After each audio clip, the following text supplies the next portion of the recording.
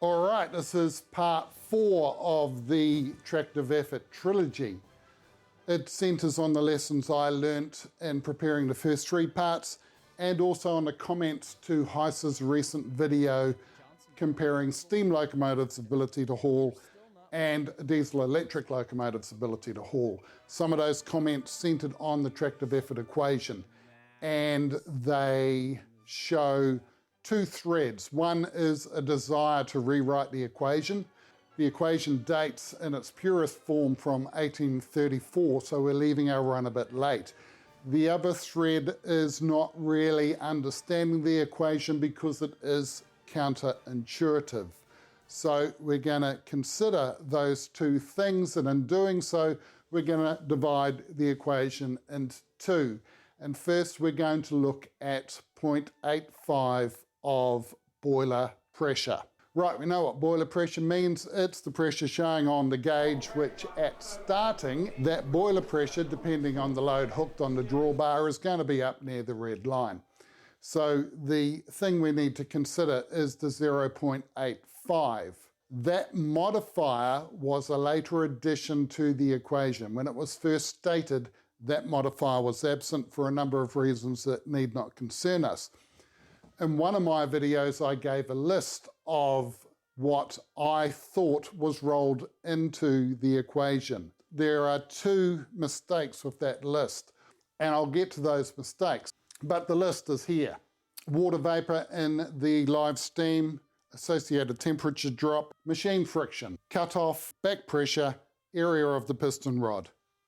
Okay, those are the matters that I included in my analysis of the 85%. I forgot to include clearance, and I'll get to clearance shortly. The 85% came about through experimentation, and that experimentation was conducted on a locomotive by almost literally putting a card next to the cylinders and almost literally attaching a pen to a pressure gauge. So when the card oscillated in unison with the piston moving back and forth, and when the pen went up and down consistent with the pressure in the cylinder chest, it produced what's called an indicator card.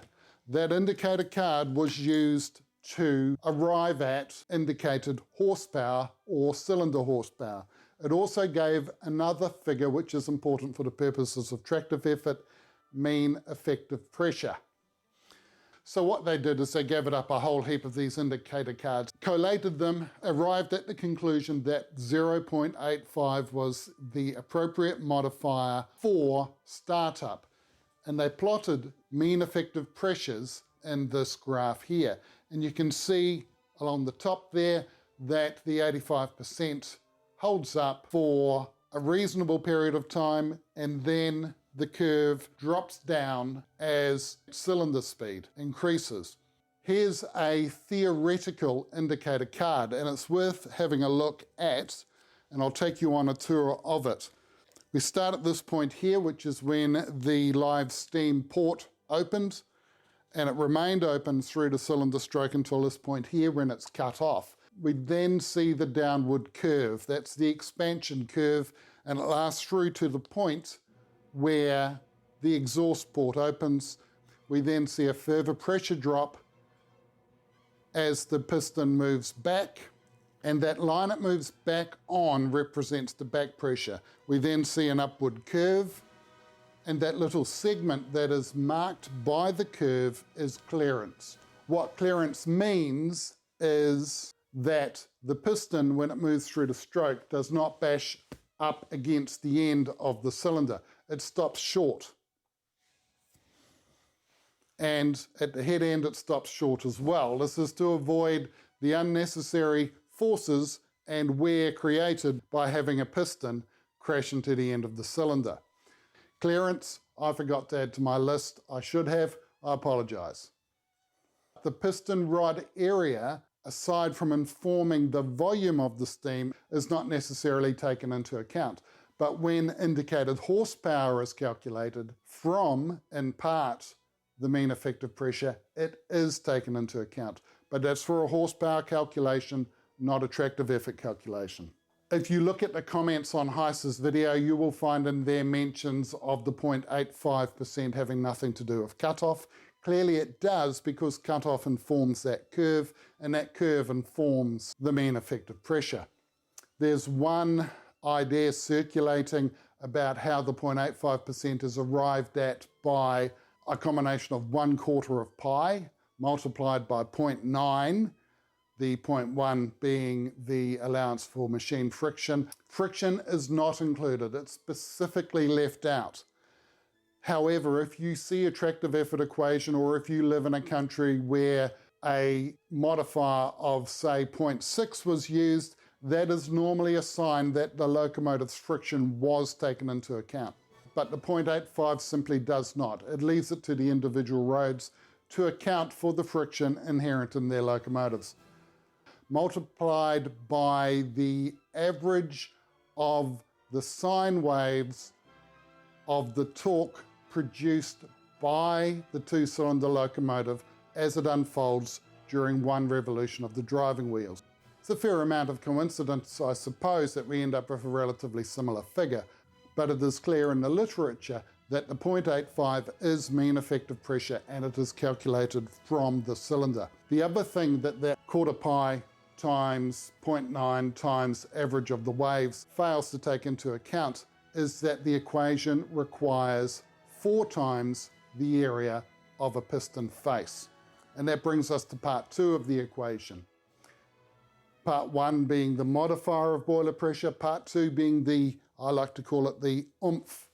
We know that there are 4 power impulses in every revolution of the driving wheels on a 2-cylinder simple locomotive. If we look on this side of the locomotive and that cylinder, we get 2 power impulses. We need to take into account that 2 are also unfolding on the other side. If we add those 4 power impulses together, we get the length of the collective run of the piston force. We then need to factor in that the circumference of the driving wheels does not match the 4 runs of the cylinder. So what that second part of the equation does is it acknowledges that the force unfolds over that distance through the power exerted in the cylinders, but is experienced at the rails in that distance. Thus, driver circumference is below the line. Now that feeds into the next question often raised, and that is, where's pi? Bore squared times pi gives the area of 4 piston faces. Driver height times pi gives the circumference of the driving wheels. We can eliminate pi because it appears above and below the line. That gives us a very simple equation, but not necessarily an intuitive equation. So here's a quick tour through it. P, boiler pressure, modified by the mean effective pressure in the cylinders, experienced on 4 piston faces over the run of 1 power impulse, and then experienced at the rail on the circumference of the driving wheels. So there you have it. That's the lessons I've learnt. If you want to have a look back on my previous videos, you can look up there for the history of the tractive effort equation, down there for the mathematics, down there for the practical application of it. All right, like, subscribe, enjoy.